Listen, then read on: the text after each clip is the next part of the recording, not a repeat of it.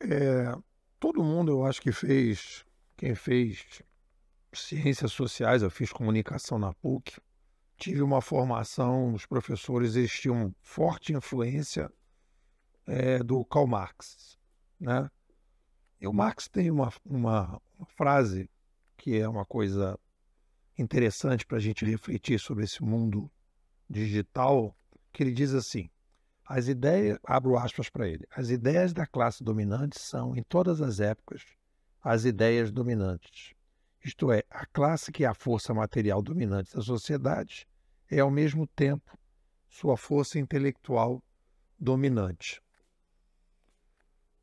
Marx não tinha formação, né? Não pegou esse viés da mídia, mas ele tem uma sacada que eu acho que é uma sacada interessante para a gente refletir. Estou muito longe de ser marxista, já fui e revi a minha visão. Mas vamos aproveitar o que a gente pode tirar disso aqui. Então vamos lá. O que acontece? Nós temos no mundo, na minha visão, dois movimentos em termos de sobrevivência. Nós temos momentos de centralização e momentos de descentralização. São vieses, seja isso dentro de uma região, seja isso na civilização. Em determinados momentos você tem histórias de regiões que foram mais centralizadas e mais descentralizadas, né? Isso tem a ver com algumas questões que a gente precisa analisar. O ser humano é uma espécie, é uma tecnoespécie que tem como característica o aumento populacional. Aumentos populacionais geram centralização.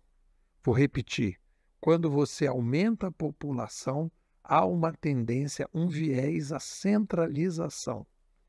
Porque a gente começa a não ter condições de fazer a produção personalizada de produtos e serviços, e aí você tende a centralizar. Como é que a gente consegue sair do viés da centralização? Quando a gente consegue ter uma mídia mais descentralizada, e estamos falando da civilização, uma mídia mais descentralizada que atinja toda a civilização. Quando a gente começou a falar, a fala foi se estendendo e, de repente, todos os sapiens do planeta falavam. Depois, quando a gente inventou a escrita, boa parte, né, das pessoas do planeta passaram a ler e escrever. Obviamente tem gente que não lê mas escrever, mas cada vez mais pessoas foram lendo e escrevendo. E agora cada vez mais tem gente usando ferramentas digitais. Então, nesse viés, quando a gente tem a chegada de uma nova mídia, a gente sai de um viés de centralização e vai para um viés de descentralização. Nós estamos vivendo um momento muito particular, que a gente chama de renascença civilizacional, que é a passagem de um longo período, talvez de um século, de centralização para descentralização. Aí, voltando ao Marx, né, ele diz, as ideias, aí eu vou fazer uma interpretação do que ele diz. As ideias dominantes são, em todas as épocas, as ideias dominantes que estão ligadas, aí quando ele fala em a força material dominante, quer dizer, quando ele fala da sobrevivência, a gente tem uma tendência a estimular determinados vocabulários e paradigmas que estimulam a centralização. Isso é muito importante. Porque aí você tem determinadas palavras que passam a ser usadas inclusive às vezes sem adjetivos, que estimulam mais a massificação do que a originalização. Aí eu vou lembrar da Ayn Rand, quando ela escreve o livro A Virtude do Egoísmo. Quando a Ayn Rand pega a palavra egoísmo no dicionário, ela diz assim: egoísmo no dicionário não quer dizer que é uma pessoa má o que é uma pessoa perversa. Egoísmo é apenas a defesa dos seus próprios interesses. Mas aí o vocabulário, o uso da palavra egoísmo, que na etimologia, que na definição do dicionário não tem nada de perverso, começa a ter um viés de perversidade. Por quê? Como todo mundo precisa defender os seus próprios interesses, para que você possa se originalizar, você precisa defender os seus interesses. Você precisa, para se originalizar, para se personalizar, você precisa se conhecer.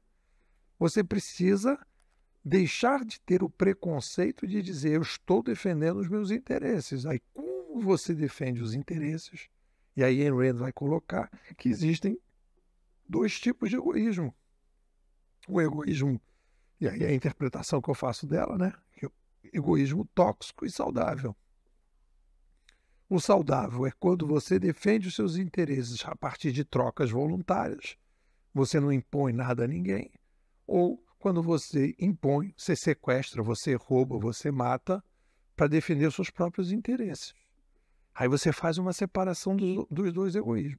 Então tem uma coisa que é interessante, que é a inovação, né? O momento que a gente está passando de renascença civilizacional é o momento em que a gente precisa revisar a forma como nós estamos falando.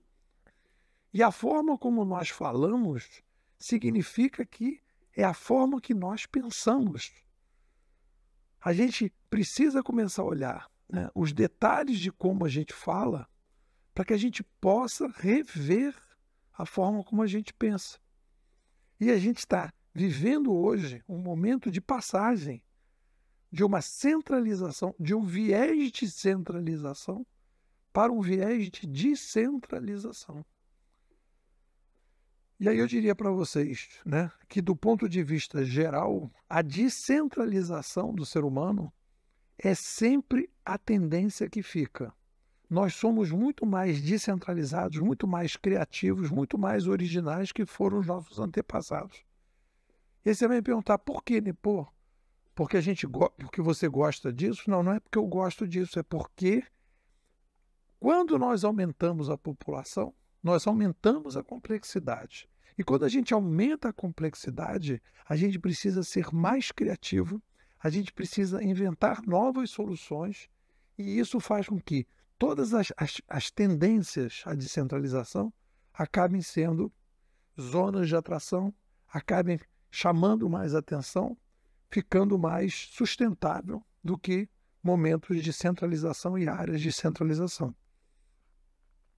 É isso, o que vocês dizem? Oi, pessoal, tudo bem? Meu nome é Carla, moro no Rio de Janeiro. Dá para perceber pelo meu sotaque, talvez.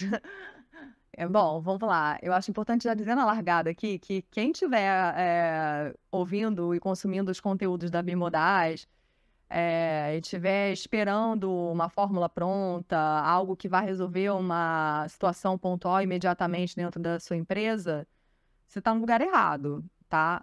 Aqui a provocação é pura o tempo todo e faz pensar além do que a gente vê normalmente.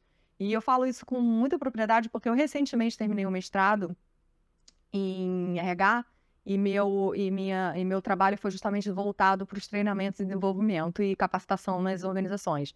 E eu percebi, né, com a minha pesquisa, com tudo que eu vi, cada vez mais a gente tem sempre o mais do mesmo, né? Treinamentos prontos, aqueles, entre aspas, enlatados, coisas que obrigatoriamente seguindo tendências, independentemente do segmento, a gente acaba vendo que as pessoas estão tentando falar a mesma língua, entregar as mesmas coisas, as demandas estão sempre muito parecidas.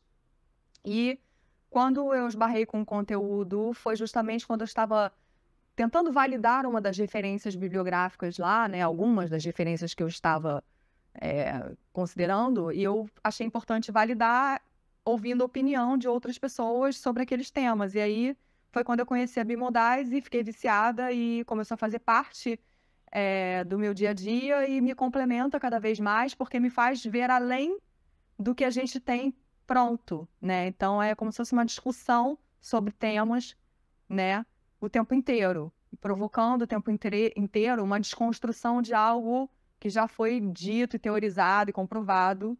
Então é muito bacana. Isso, para mim, é pura ciência.